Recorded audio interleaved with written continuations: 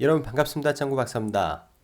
오늘부로 해서 시장에 많았던 이런 그 대외 변수 그리고 불확실성이 좀 다소 해결이 됐다고 생각을 하는데요. 결과론적으로 봤을 때 금융시장이 상승을 했지만 그래도 굉장히 불안정한 상태에서 상승을 한 거라고 개인적으로 생각을 합니다. 내일도 장은 좋을 거라고 생각을 하는데 일단 오늘 아침 8시에 미국 파월 의장의 그 발표가 있었죠. 그 연설문이 있었는데 굉장히 매파적인 발언은 그대로 있었습니다. 그 영향으로 국내 증시도 하락을 했고요. 연속적으로 나스닥 선물도 같이 빠지는 현상이 나왔었는데 변수는 그거였어요. 중국이 미국에게 무역 변화에 대한 서면 답변을 했다. 그리고 무역 관련된 강경파 그 나바로 국장에 대한 대외 역할이 축소된다라는 소식이 전해지면서 기대감이 증폭됐던 배경이 있습니다.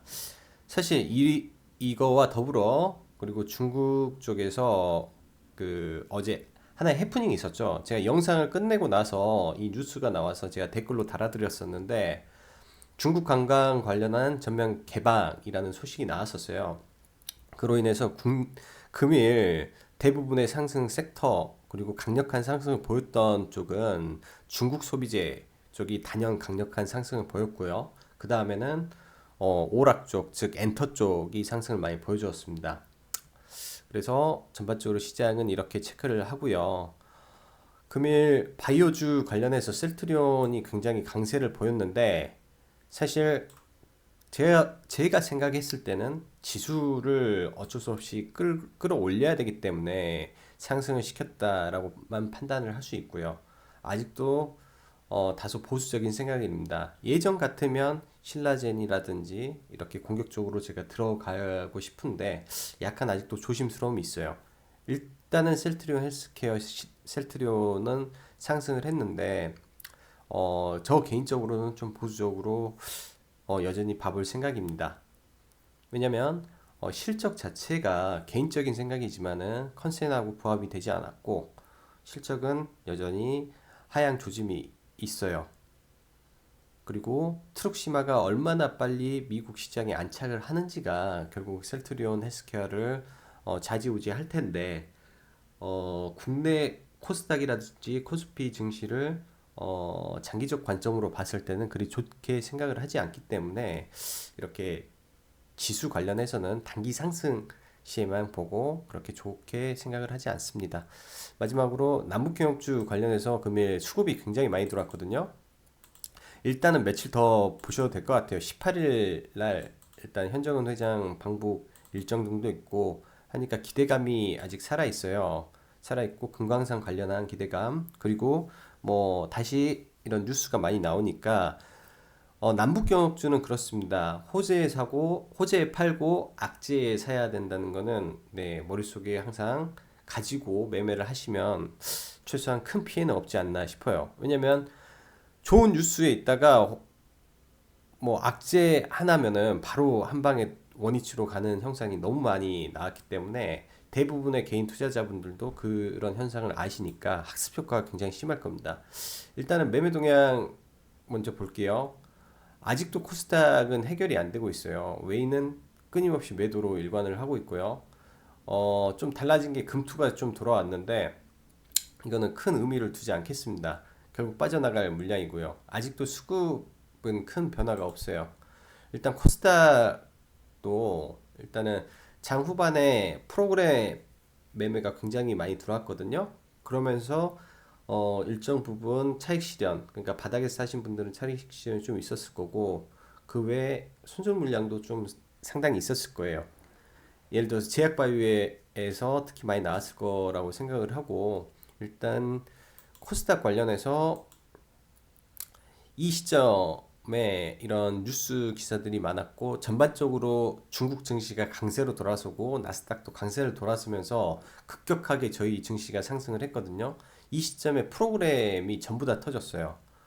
이따가 이제 종목하면서 보여드릴 텐데 프로그램이 터지면서 모든 종목이 올라갔거든요. 특히 이런 프로그램으로 끌어올린 종목들이 종가상 최고점으로 다 찍고 마감을 했으니까 일단 당연히 우리도 종목을 선택했을 때, 종목을 매매할 때는 프로그램 매매에 들어온 종목을 하셨어야 그게 올바른 매매지 않았을까라고 개인적으로 생각을 합니다. 일단 금일 보면은 상승 섹터인데 전반적으로 면세 다 중국 관련된 섹터가 굉장히 강력한 게 좀 있었어요.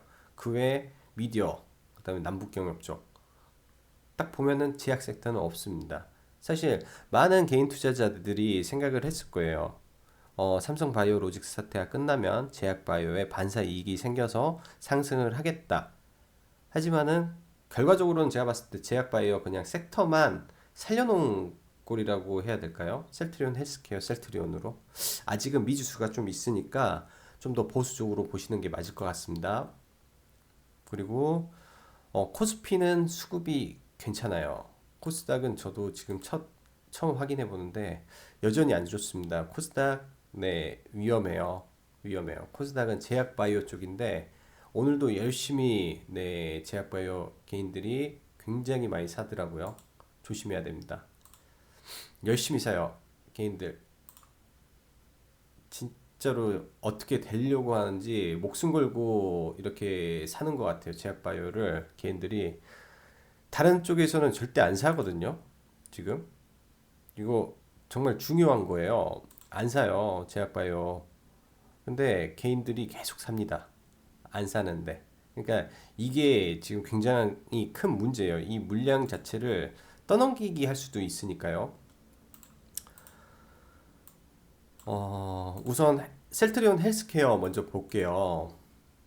지금 이슈의 중심에 있고 어, 많은 분들이 관련이 있으니까 일단 셀트리온 먼저 보면은 결국 이제 프로그램 매매로 오전에 완전히 이걸 죽였다가 프로그램으로 다시 끌어올렸는데 그렇게 네 거래량도 많지도 않고 상승하는데 이게 아마 물량 공백 때문에 거래량이 많지 않을 건데 이걸 어떻게 뚫으냐가 문제예요. 결국은 이게 추세 상승으로 간다? 저는 쉽지 않을 것 같습니다. 21선 돌려서 올라간다? 맞고 떨어질 확률이 더 높겠죠? 지금 모든 제약바이오 섹터가 이 21선 맞고 떨어졌어요. 이 21선. 이게 굉장히 조심해야 되는데 만약에 여기서 그렇죠. 이거를 좀 돌렸어요. 이렇게 돌려놓고 가는 척 하다가 빼버리면 그때는 더 데미지가 큽니다. 왜냐면 비중이 커질 거예요. 이제는 간다 하고 우르르 가면은 정말로 어떻게 될지 몰라요. 그러니까 만약에 갈 수도 있지만 불확실성에 투자하는 게 꼭 올바른 투자일까라는 생각을 조심스럽게 합니다. 네. 호텔 신라. 사실 어제 뉴스가 좀만 더 일찍 나왔으면 호텔 신라를 언급을 하면 좋은데 지금 중국 소비재 관련해서는 실적이 나는 쪽을 봐야 돼요. 그냥 산업을 생각을 하면 좋겠습니다. 산업을. 일단은 관광객이 몰려온다. 그러면은 예전 같으면은 화장품주들이 굉장한 이런 혜택을 많이 받는데 지금은 그렇게 많이 안 사요. 화장품을. 많이 안 사고 그다음에 저는 이런 산업 내부에 있었던 사람이기 때문에 이걸 잘 압니다. 생태계를. 예전에는 일반 관광객들 그리고 따이공 애들이 화장품 들고 갈 때 이 세관 통과가 편했는데 이제는 그걸 계속 감시하고 많이 잡아요. 그러다 보니까 이 친구들이 시계류, 고가품 위주 그 면세점 싹쓸이가 이루어지고 있거든요. 저는 아직도 서울에서 이제 중국인 애들 유학하는 애들하고 모임을 하고 있기 때문에 이런 걸 좀 많이 알고 있어요. 그리고 시계 같은 것도 가끔 이런 친구들한테 사니까 그런 의미에서 보면은 면세점이 수익이 날 수밖에 없죠. 면세점 쪽에 매출이 많이 나오죠. 결과론적으로 보면은 호텔 신라 실적 굉장히 좋았고요. 실적이 일단 좋았기 때문에 어, 기관이든 외인이든 부담이 없었을 것 같아요. 부담이 없었을 거고 이전에 제가 LG 화학을 한번 보여준 드린 적이 있거든요. 이런 대형주가 이런 갭이 떴을 때 대형주가 2% 갭이 떴고 이런 실적 시즌에 갭이 뜨면은 그날은 네, 굉장히 세게 가고 프로그램 매수가 같이 들어온다면 굉장히 탄력적으로 움직인다라는 말을 예전에 한번 드렸습니다. 이때가 LG화학 2분기 때 최대 실적 나온 날이거든요. 최대 실적. 그리고 이 갭이 뜨면서 그냥 프로그램이 끌고 왔었어요. 이때도 프로그램이 쭉 끌고 가니까 이렇게 점진적으로 상승이 가능했고요. 지금 호텔신라 보시면 일단은 수급이 엄청나게 들어왔습니다. 엄청나게 들어왔고 이거는 최소한 뭐 며칠은 더 상승할 거라고 생각을 해요. 내일 금요일이니까 뭐 버리고 간 사람도 있겠죠. 간혹 가다가 저도 아마 내일 매도를 할 것 같은데 일단은 금일 저는 이걸 공략을 했고요. 뭐 좀 올라오면 네, 매도를 할 건데 일단은 갭으로 떴기 때문에 이 섹터 즉 하나의 중국 소비재 쪽 섹터에서 특히 대장주가 호텔 신라기 때문에 이가 어떻게 가는지 한번 보시면 될 것 같습니다. 네, 일단은 네, 중국 소비재 섹터 호텔 신라 강력하게 올라갈 것 같고요. 어느 정도까지는 모르겠어요. 이게 대형주니까. 그 다음에 오늘 공략했던 게 서울 반도체. 계속 노리고 있었고요. 이 종목은 노리고 있었고 금일 비중을 조금 실었습니다. 비중을 좀 실어봤고 이 추세대가 깨지지 않아서 일단 어제 방송에서 추세대가 깨지지 않았다 말씀드렸고요. 이 음봉의 절반을 네, 돌렸기 때문에 절반을 돌렸기 때문에 공격적으로 매수를 들어갈 수 있었고요. 들어갈 때 시장 전체가 강력한 수급이 들어왔고 특히 외인 수급이 프로그램으로 엄청나게 끌어줬어요. 엄청나게 장 초반부터 후반까지 꾸준히 끌어들어서 이런 차트는 개인 투자자들이 못 들어갑니다. 무서워서. 왜냐면 언제 떨어질지도 모르고. 네, 저는 이쯤에서 들어갔어요. 이쯤에서 좀 들어가다가 이때 들어가고 이때 들어가고. 네. 한 이 정도 또 들어가고 계속 들어갔어요. 네. 일단은 이런 게 그 전날에 이런 음봉을 강력하게 잡아먹는 감싸는 봉이 나왔고 이거는 뭐라고 해야 되지? 아무튼 캔들이 굉장히 이뻐요. 장악형 캔들, 예, 장악형 캔들이 나왔어요. 이 모든 하락을 오늘 한 번에 수급에서 장악을 했고 이 장악은 개인 투자자가 아닌 프로그램을 통한 외인 기관이 장악을 했다라는 걸로 긍정적인 생각을 합니다. 이 수급 자체가 이틀 빠져나간 거 다시 들어왔고요. 내일은 어쩔지 모르겠어요. 이게 정고점 부분이라 이쪽을 강력하게 뚫어주면 홀딩하고 가는 거고 못 뚫면은 또 매도하고 다시 보는 거고요. 추세로 가는 거기 때문에 그렇고요. 그 다음에 애경산업